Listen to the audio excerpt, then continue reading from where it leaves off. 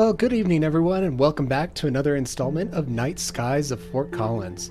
My name is Ben Gondres, and I'm the Dome Theater Manager at the Fort Collins Museum of Discovery, and it's my pleasure to get to bring this program to you to tell you a little bit about what you can find in the night skies above Fort Collins.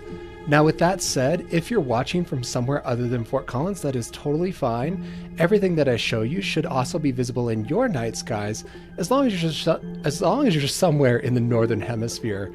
If you're in the southern hemisphere, I'm sorry, I won't be talking about your night skies tonight. But with that said, we are going to be using a virtual planetarium program, which is called Stellarium. And Stellarium is a really cool open source free program that you can actually get and install on your own computer to use. And Stellarium is really cool because it allows you to view the sky from any location on Earth at any time, which means you can view the sky as it would appear in the future or even in the past.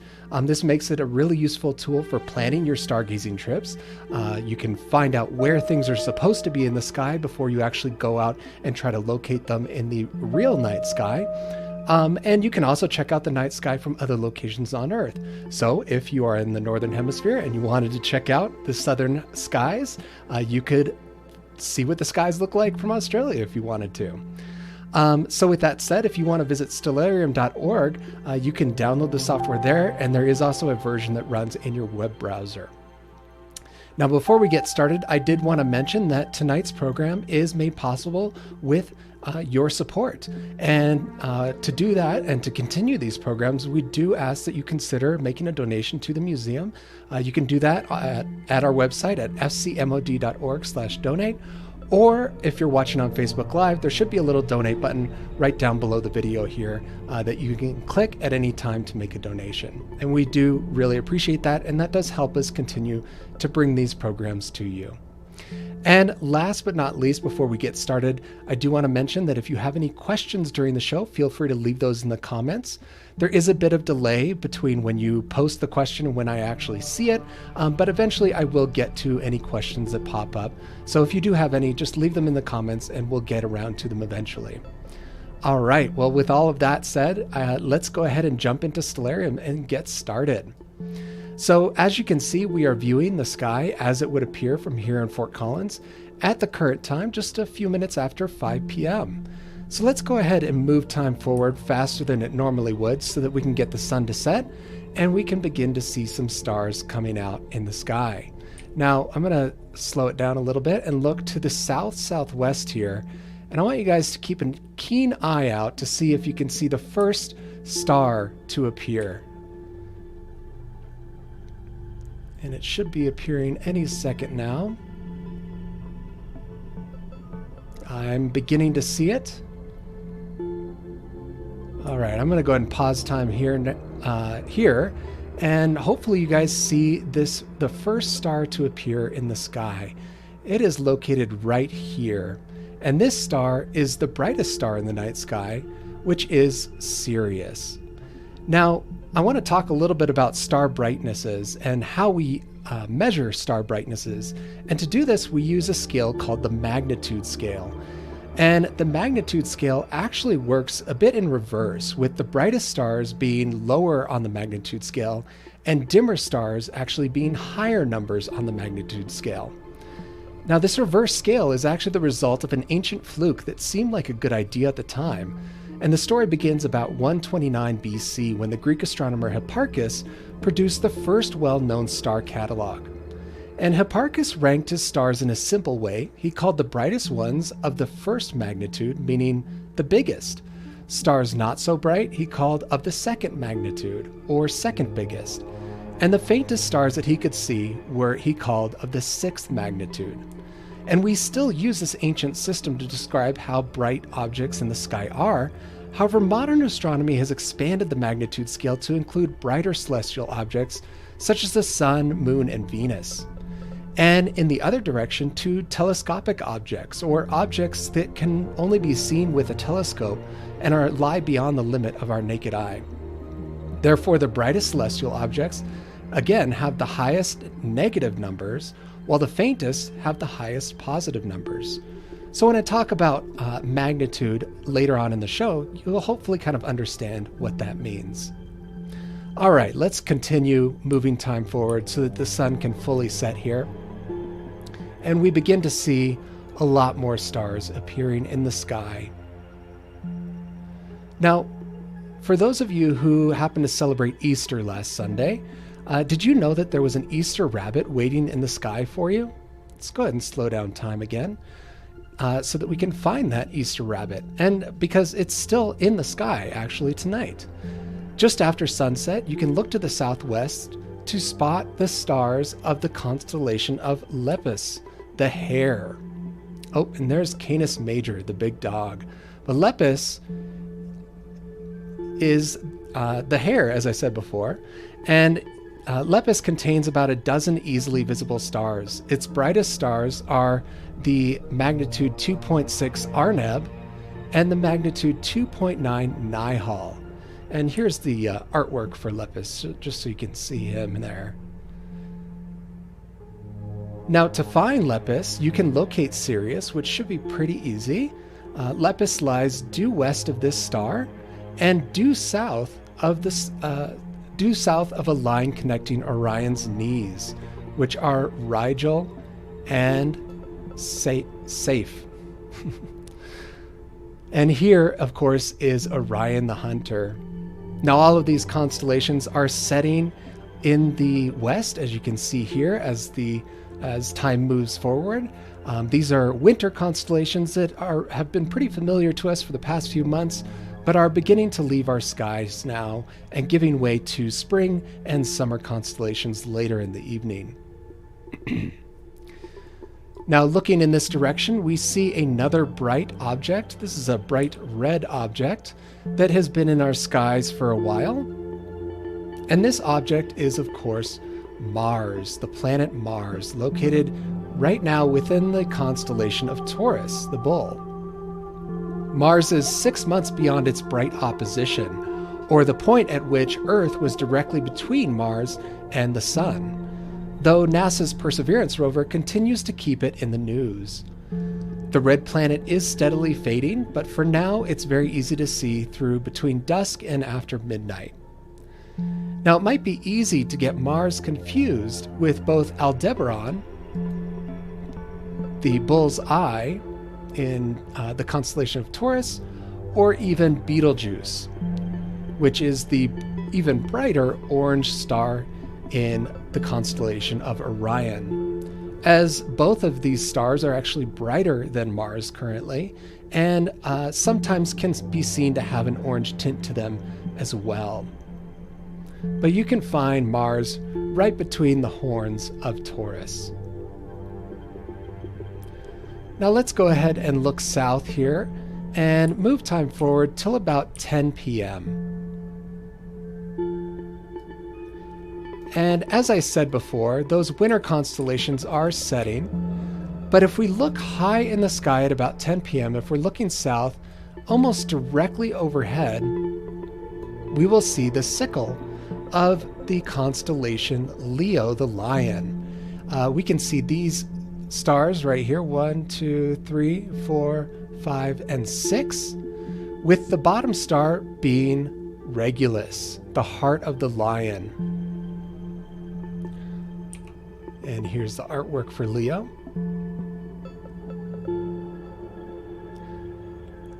As I said before, the sickle of Leo stands almost vertically in the sky at about 10 p.m. tonight. Leo himself is walking westward, and the sickle forms his front leg, chest, mane, and part of his head. Just to the east of the sickle, you can find this elongated right-angle triangle that forms his hind end and long tail. To the west of Leo, you can find these two stars, which are Castor and Pollux, the heads of the Gemini twins, with Pollux being the brighter of the two.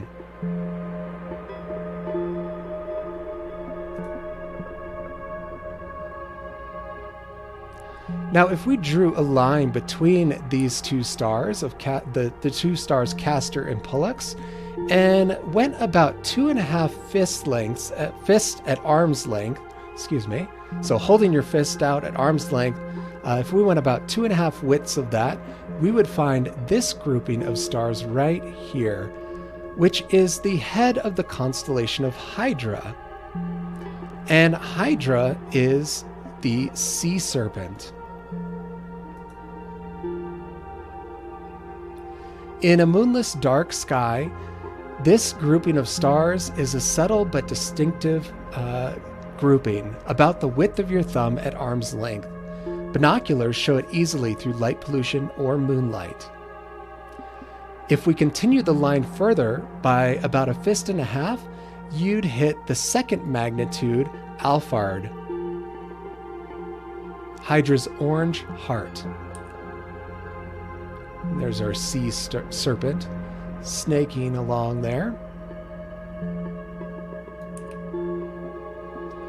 Another way to find Hydra's head is that it's halfway between Regulus in Leo and Procyon, which is the bright star in Canis Minor. So as you can see, Hydra's head is right about halfway between those two very bright stars. As I mentioned earlier, we are beginning to see some summer constellations even rising in the east. And just above the northeastern horizon, we see the summer star Vega rising late in the evening. Now, where exactly should you look for it to come up? Well, one easy way to find it is to look for the Big Dipper, which most people are pretty familiar with. But the Big Dipper contains these 7 stars: 1, 2, 3, 4, 5, 6, and 7. But if we find the middle star in the Dipper's handle, that star is called Mizar. And if we zoom in on Mizar, we can actually see that there's 2 stars that appear right next to each other. And this second star is Alcor. Now, it used to be that you could measure your visual acuity by seeing if you could actually separate these 2 stars with your naked eye. But if you have binoculars, it's pretty easy to see these as 2 separate stars. And if you can, then you can draw a line between the 2 and follow that line down to the horizon, and that is where Vega will be rising. And in fact, it's just above the horizon right now. It is located right in the northeast here. And let's move time forward to let it rise a little bit more. And Vega is the bright star in the constellation of Lyra, the harp. Vega is one of the 3 stars of the asterism known as the Summer Triangle. And we'll talk a little bit more about that in some future shows, but I did want to point out that also rising in the east is another beautiful sight that we get to see in the summertime, which is the cloudy, bright band of our Milky Way galaxy.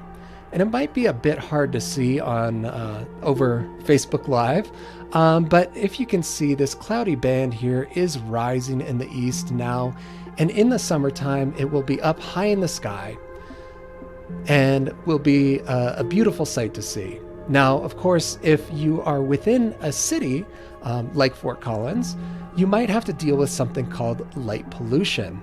And I'm going to talk a little bit more about light pollution later on, because this week is actually International Dark Sky Week, and to bring awareness about dark skies and why they are so important, not just to stargazing, but to all kinds of different things. So we'll talk a little bit more about that in just a moment. But as we get closer to summer, we'll begin to see this Milky Way band showing up. And in this later in the summer, facing directly south, we will see the bright center of our Milky Way. All right, let's go ahead and move time way forward to see some objects that will appear early in the dawn hours. So we're going to go till about 5:30 a.m. and actually you hopefully see a couple of bright objects over that southeastern horizon now. And these bright objects are actually planets, not stars. Now, ancient astronomers didn't know that, of course, and the term planet, the word planet, actually comes from the Latin planeta, which means wanderer. And they were named this because ancient astronomers thought they were wandering stars. They moved from night to night. They didn't stay in the same position relative to the other stars. And they seemed to appear and disappear differently than the rest of the stars. But we now know that these are other planets, just like our own Earth, in our solar system.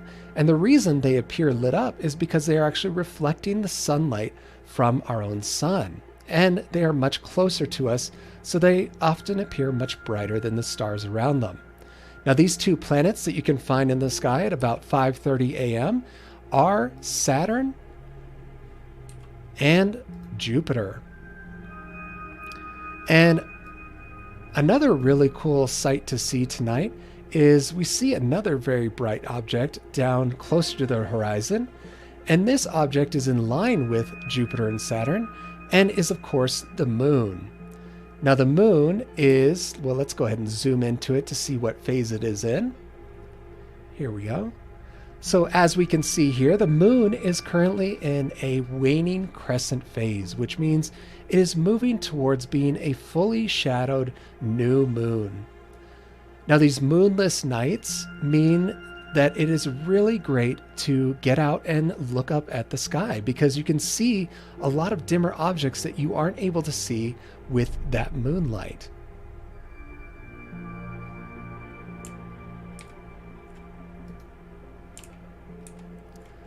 All right.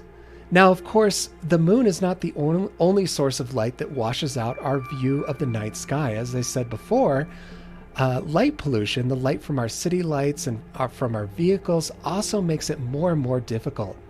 As I mentioned earlier, this week is International Dark Sky Week, which highlights the issues regarding light pollution and things that everyone can do about it. So to learn more about light pollution, I thought I'd share this short video, which is called Losing the Dark, and it was produced by the International Dark Sky Association and Loch Ness Productions. It's about 6 minutes long, and I'll be back on afterwards to answer any last questions. So with that said, I hope you enjoy this video.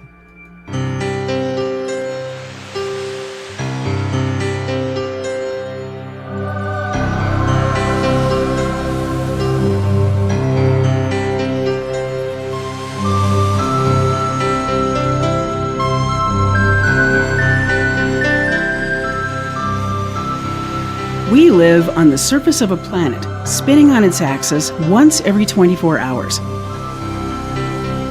Its rhythms of day and night are embedded in the biological makeup of all life.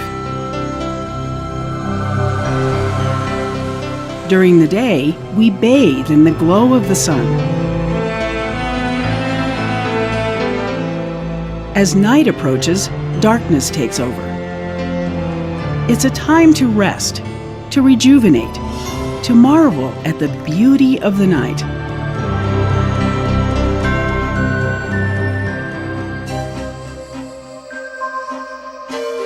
Until just over a century ago, our night skies were very dark.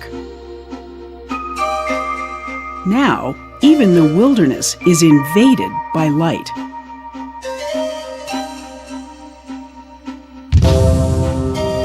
Our cities glow at night. Buildings are lit up. Unshielded lights blind us as we travel along our streets and roads. All these artificial lights overpower the darkness. The waste of energy is obvious, even from space. Much of that yellow glare the astronauts see comes from streetlights. They produce most of the light pollution on the planet. The glare is scattered by the atmosphere, creating sky glows over the landscape. We are losing the dark of night at the speed of light. Light pollution threatens the health of every living thing on Earth. Lights at night disrupt plant growth. Unshielded lights contribute to the deaths of countless land and sea animals each year. Migrating birds crash into illuminated buildings. Newly hatched sea turtles mistake the glow of electric lights for the shimmer of the ocean's surface.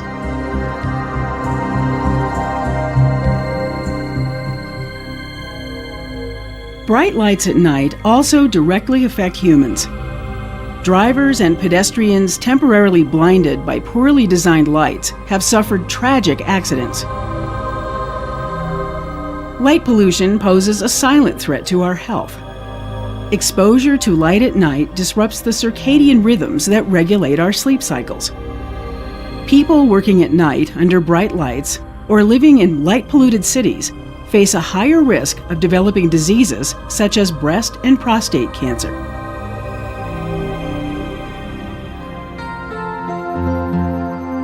Here is a night sky with typical light pollution.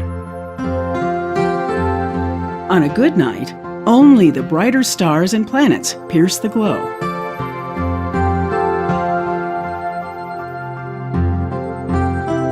This is what the night sky might look like if we could remove the light pollution. That faint band of light stretching across the sky is the Milky Way, our home galaxy. Because of light pollution, many people have never seen it.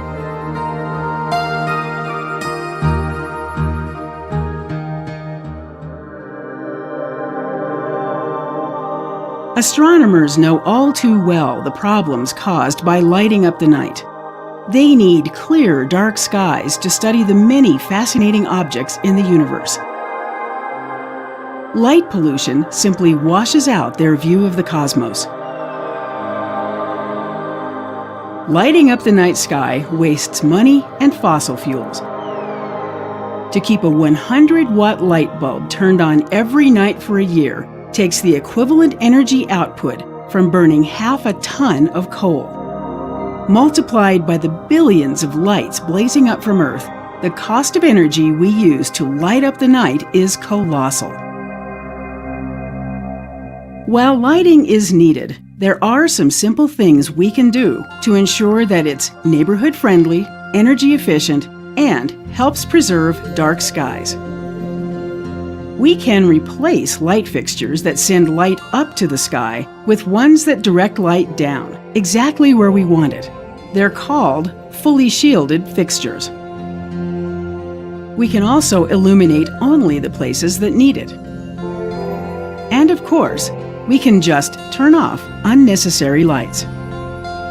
These are smart ways to use lighting. They offer simple solutions to problems caused by light pollution. We have a choice between wasting resources by sending light to the sky or learning to use light more responsibly. Light pollution is a problem each of us can help solve. Together, we can bring back the dark of night to planet Earth.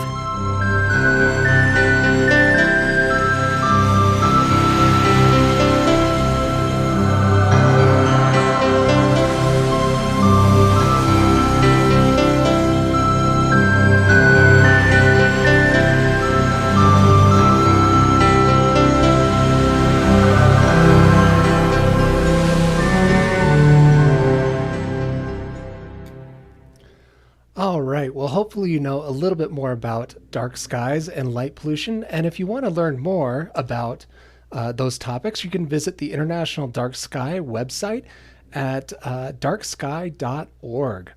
And that brings us to the end of our program tonight. Hopefully you know also some things that you can get out and check out in the night sky tonight. If you do have any other questions, feel free to leave them in the comments, and I'll stick around for just a moment here to see if any questions do come in. But I also wanted to remind you that if you enjoyed tonight's program, we do need your support to help keep these types of things going. So if you have the ability to do so, we ask that you consider making a donation to the museum. You can visit our website at fcmod.org/donate, Or if you're on Facebook Live, there should be a little donate button right down below the video there, and you can click that and make a donation of any size that works for you. Thank you once again for joining us here for Night Skies. And don't forget to join us again on Facebook Live and YouTube Live next week for our Discovery Live Ask an Archaeologist program. We'll have some local archaeologists on the program, and you'll be able to ask them all of your archaeology-related questions. So that should be a lot of fun. And yeah, we should have a good time. So join us then. And join us again in 2 weeks for the next Night Skies as well. Awesome. Glad you guys enjoyed the video on light pollution.